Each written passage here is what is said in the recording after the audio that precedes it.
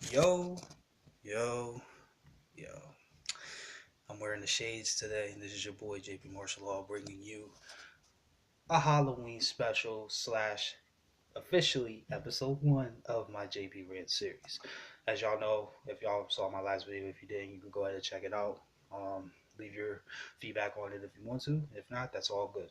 Anyway, y'all will know that I said that the first Friday of November, which will be this Friday, which I believe is the 4th, I would officially start my series. But after learning today about some news, obviously the shades is a great indicator and what this title of this video is going to be. I'm gonna be honest with you. I tried to make this video earlier, but because of a lot of background noise, I decided to scratch it, sleep on it, do some investigation like I usually do when I find out information, and then come at y'all with a much more clearer head, especially with how our Patriots defense played yesterday against the Buffalo Bills. Like, I was not in a good place when I tried to make this video earlier. So anyway, video title: Trick or treat. Are the Patriots done?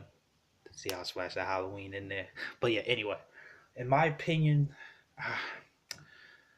when I first heard about this trade, I said yes for sure, no question. But I'm gonna trust Bill Belichick on this one, especially after what I found out. I'm gonna trust Bill Belichick on this one.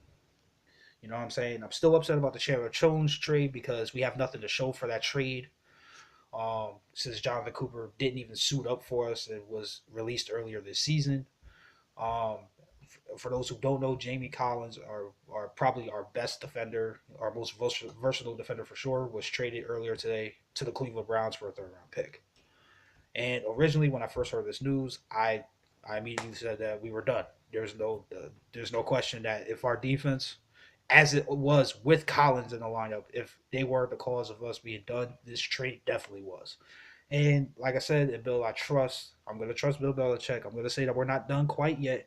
Hopefully, with the bye, the defense can fix the problems that they have right now because they can't stop anything. They can't stop the run. They can't stop the pass.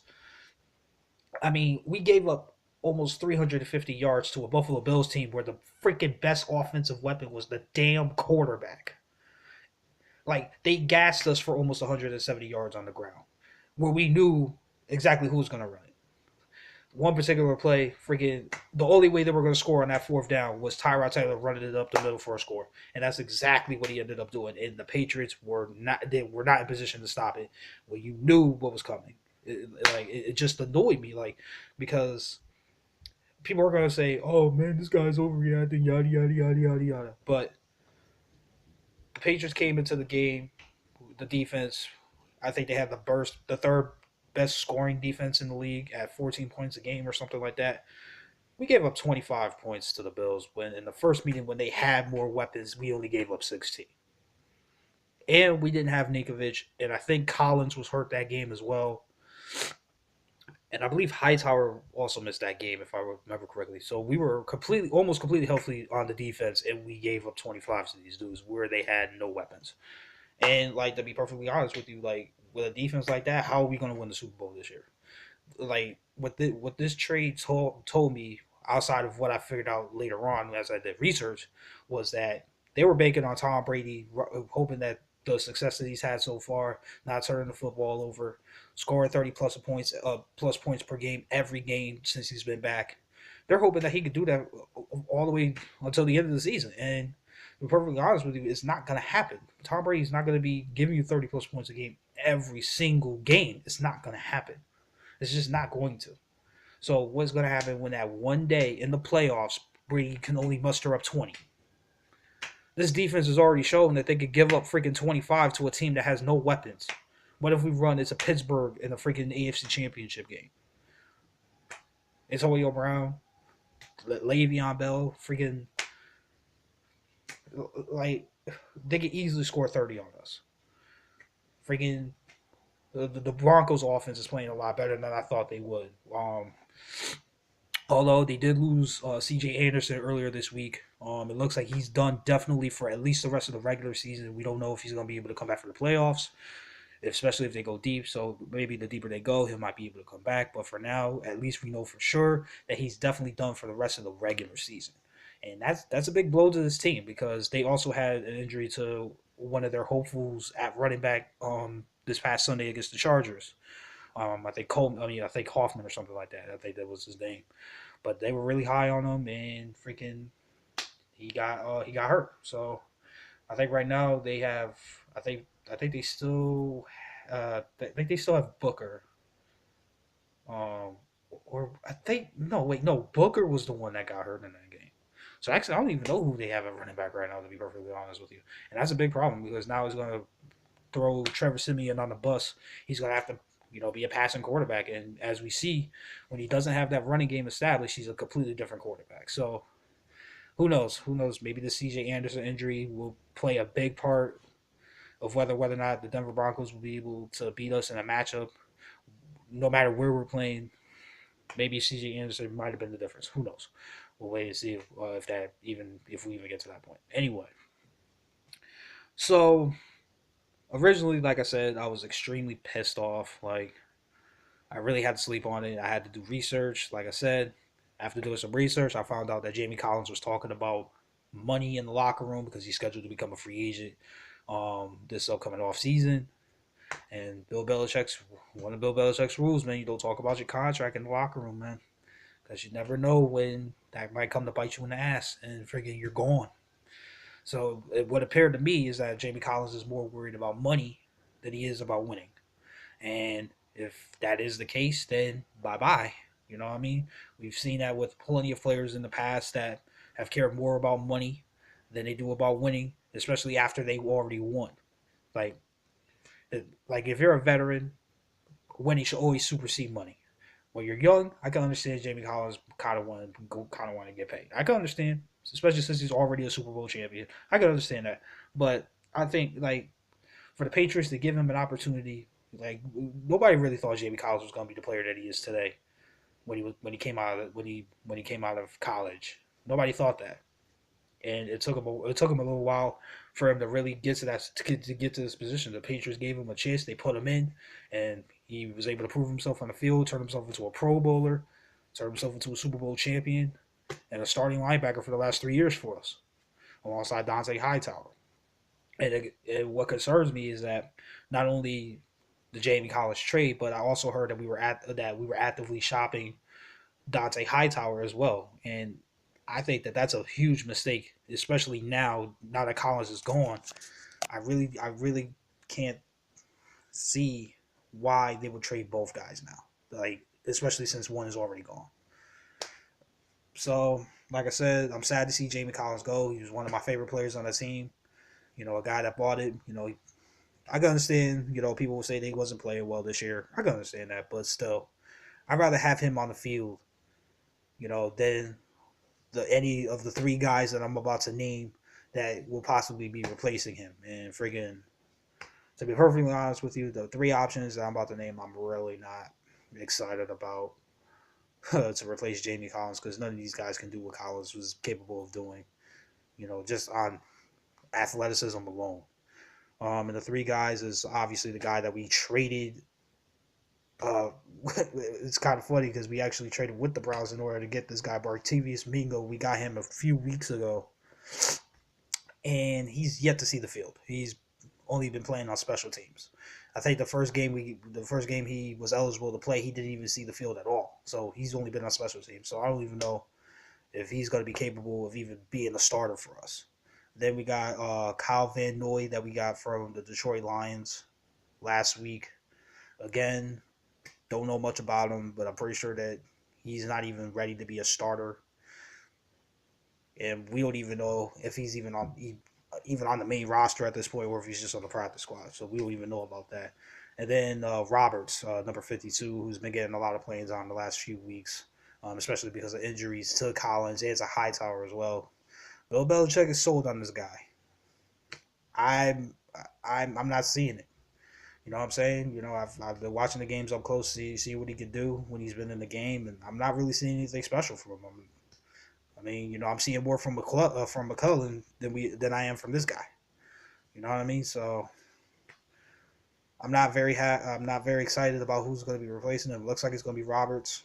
I'm not very excited about the change, but again, build on trust. You know what I'm saying? It seems like he knows pretty well when to move on from a player. Um, but yeah, I guess that's pretty much it. I guess. Trying to think. Is there anything else to really talk about with this? Uh, I guess to my boy Tom Brady, man. You know, you've been playing amazing since you've been back, yo. But I think the Patriots are putting way too much pressure on you, man. You know, you've had to work with the least amount of collective talent, maybe of any Hall of Fame quarterback in the history of the NFL. And you've built up guys to the statures that they are now. I mean, you built Wes Welker, you revived Randy Moss's career, turned Gronk into freaking on the way to becoming the greatest tight end ever. We all know about Aaron Hernandez, before he became a murderer. You know, freaking Wes Welker was a rejected special teams player from Miami before he got to New England. And look what he became. And then, of course, dropped that ball in the fucking Super Bowl and then fucking betrayed us and went to Denver to play for Peyton Manning. But that's a whole nother thing. Bygones be bygones. He was working with Brady during Brady's suspension, so gotta give props up to West for that. You know what I mean? Julian Edelman turned him into a receiver when he was a quarterback in college. Freaking revived Danny Amendola's career when he couldn't stay healthy and freaking with the Rams. Freaking showing the Bills up. Freaking classes as Bills fans, I swear. Fuck the Buffalo Bills, man. To be perfectly honest with you, fuck the Buffalo Bills. I hate them more than the Jets and the Giants, and that's saying something. My freaking brother and sister will tell you that. But anyway, fuck the classes ass Buffalo Bills, man. Fuck them motherfuckers. Fuck their fans. Fuck all of them, man. Fuck them up the ass. Whatever. Anyway, I digress. Anyway, um, he showed the Bills up, freaking turning Chris Hogan into this great deep threat that's really helping taking this offense to a whole new level. James White, freaking, showing the Steelers that LeGarrette Blount is a great running back. Freaking reviving Deion Lewis after he came back from all those injuries.